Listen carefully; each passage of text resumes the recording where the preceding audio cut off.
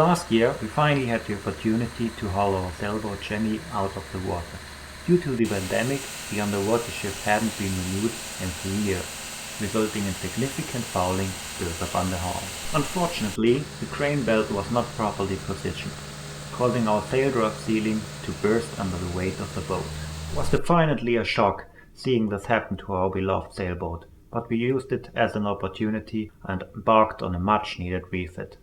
The following tasks were on our agenda: repairing the main fueler, which broke in 2021, renewing the antifouling, replacing the old sail drive ceiling, servicing the engine, transitioning from lead batteries to lithium batteries, which required a new setup of chargers and rewiring. Considering the poor condition of the old antifouling, we decided to remove it completely, especially since the boat was staying on dry land for an extended period. Stripping off the old antifouling was not a task I would like to repeat. We used hand scrapers, which I highly recommend. However, the ones that can be connected to a vacuum would be even better, as this work generates a lot of dust. It's important to note that the dust gets everywhere, so wearing a full face respirator and eye protection is a must. We only used a regular respirator and safety goggles, but a full face respirator is highly recommended. During the removal process, we discovered that the rudder blade had some cracks, and there were a possibility that water had seeped into it. As the year was coming to an end, we decided to remove it completely and take it back home for repairs. At home, my father took the task of sanding off the keel coat, so the rudder could dry more efficiently. As you can see, the blade had significant cracks, most likely due to grounding at some point. Fortunately, the foam inside remained intact. After giving the blade sufficient time to dry completely, I removed loose and cracked parts. Any dents or holes created in this process were filled with epoxy. Once the epoxy had hardened, I used an angle grinder to reshape the form of the blade. To ensure the rudder would regain its strength and provide an efficient barrier against osmosis, I decided to cover the entire blade in a layer of fiberglass. This was followed by multiple layers of epoxy for added protection. The surface was then sanded smooth, and 5 coats of international Gel Shield were applied as an additional water barrier. During the winter, I made the decision to use Coppercoat instead of regular antifouling.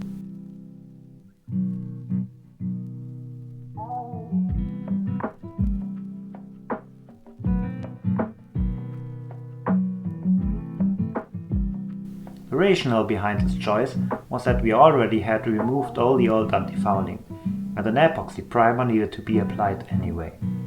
Although the cost for a few layers of epoxy primer and 3 layers of antifouling wouldn't be much less. There was an additional effort required for activating the Coppercoat, but the prospect of not having to reapply antifouling each year and avoiding to lift the boat out every year in the future were significant cost-saving factors.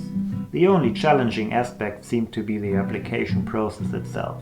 None of us had prior experience with such a task, and specific weather conditions and temperatures were necessary for optimal application. To make matters even worse, we only had a 2-week window to complete both the final preparation, including sanding off the remnants of the old antifouling, and the application process itself. However, the potential benefits made it worthwhile giving it a try. With all these preparations, winter fell short, and in April we began working in the boat. As mentioned earlier, our first task was removing all the old antifouling, but we also had to address the keel. During the first 3 days, I used an angle grinder equipped with grinding wheels and wired brushes. My objective was to remove everything, until only the bare metal remained. Unfortunately, due to numerous holes, achieving a perfectly clean and shiny metal surface was impossible, and I know now why this is usually done using sandblasting. After the grinding, I cleaned the surface with acetone and applied a layer of International Interprotect as a primer, all in a single day. Meanwhile, my father and brother began sanding the hull. It took us 3 days to fully sand off all the remaining paint. On the 4th day, the tasks were easier. We simply wiped off any remaining dust and grease with isopropanol and applied the layer of Hampel's Hypertech 2, which is a thick layer and solvent-free primer. Using a solvent-free primer is crucial because it allowed us to proceed with the Coppercoat the following day. When it came to applying the Coppercoat, it didn't feel like a daunting task.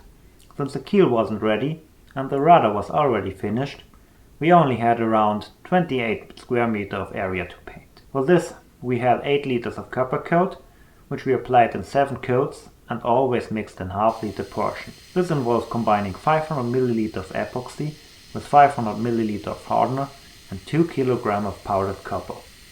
We also added isopropanol as a thinner. It is mentioned here that you always have to mix the epoxy, hardener and thinner before gradually adding the copper powder. While applying the Coppercoat to the hull, the first layer of primer on the keel had ample time to harden. The following steps involved sanding the primer on the keel and filling all the holes with epoxy. Usually we would have prioritized priming the keel, but due to bad weather forecast, I decided to seal the gap between the keel and the hull first. For this we used Sikaflex 501i, which was applied upon the primer from both the hull and the keel. Since Sikaflex requires humidity for activation, the impending rain didn't pose a significant issue. After the application, it is crucial to protect the Coppercoat from rain for at least 2 days, which is applicable at a temperature of 20 degrees Celsius. Unfortunately, we only had 2 dry days with slightly lower temperatures. On the 3rd day, it rained heavily, but fortunately the coat had hardened enough to prevent runoff. However, where the water ran over the hull, the coat softened temporarily. Thankfully, it hardened again after drying. After those rainy days, the filler and sealant on the keel had fully cured. It was time to sand them even. With the surface adequately prepared, we were ready to apply the 2nd, 3rd, 4th and 5th layer of primer. Each layer alternated between grey and white and was applied approximately half a day apart. Due to the solvents present in Interprotect, we had to wait for at least 7 days before we could apply Coppercoat to the keel.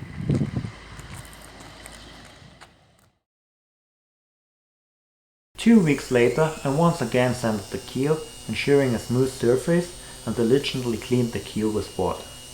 The following day, I also wiped off any remaining dust and grease using isopropanol. For the application of the Coppercoat on the keel, I used 2 liters. Typically, 1 liter covers the necessary 4 layers and an area of 4 square meters, which conveniently matches the size of the keel. Due to the unavoidable wastage, some more had to be used. And for us, those 2 liters lasted for an impressive 7 coats.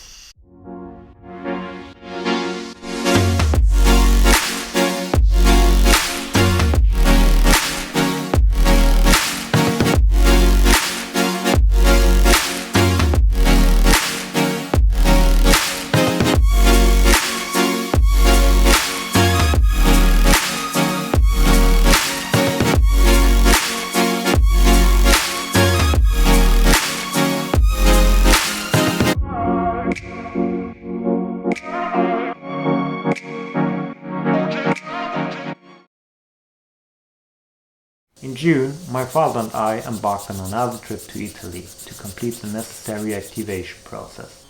Following the manual's instruction, we were advised to use a 400 grit paper. However, due to the uneven surface of the Coppercoat on the hull, we didn't get very far with that. But we found out that we got the best results using a combination of a 180 grit and a soft adapter plate for the sander.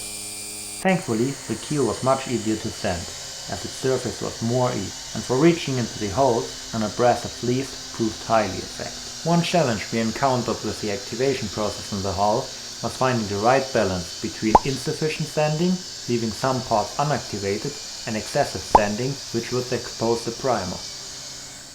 On purpose, we didn't fully activate some areas. The reason for this is that we do not want the coating from getting too thin. Besides, it will be interesting to see how well the Coppercoat is performing even when not fully activated. And I'm willing to make an episode about this next year.